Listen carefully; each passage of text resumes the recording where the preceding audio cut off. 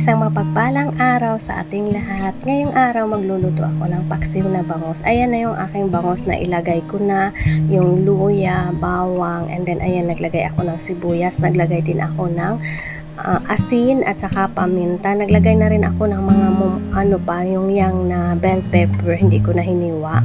And then naglagay na rin ako dyan ng asin at saka seasoning. At saka nakadepende na rin sa inyo kung ano yung inyong mga pampalasa sa ating paksiw. At kung napapansin nyo, naglagay din ako ng konting asukal, hindi full yung maliit na kutsara, kalahati lang ng maliit na kutsara.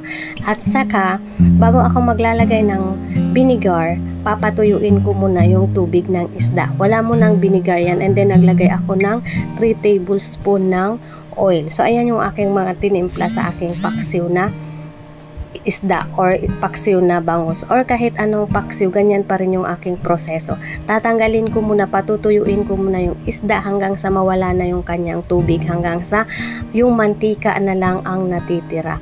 And then kapag natira na lang yung mantika at sa palagay mo wala ng tubig, and then ayan nga pala, nag-add pa ulit ako ng atsal, pero kalahati lang kasi sayang yung kalahati pag hindi ko pa gagamitin, kasi nga dyan lang natin magagamit yung atsal na yan, pero aanghang konti yan dahil kalahati lang yung ating atsal. And then ayan, tuyo na lahat, nagmamantika na, saka ko nilagay yung 1 cup ng white vinegar. 1 cup yung nilagay ko, and nakadepende din sa inyo kung gaano karami yung isda nyo, then ganon nyo na rin tansyahin kung gaano karami yung inyong ilalagay na vinegar. So ayan, pakuluin natin ng maigi, sobrang kulong-kulo, kailangan mailuto natin yung vinegar. And then naglagay ako kasi may isa kaming talong, kesa naman masira, ilalagay na lang din natin para mapakinabangan pa natin, kasi paghahayaan pa yan, wala nang magluluto dahil nag-iisa na lang siya.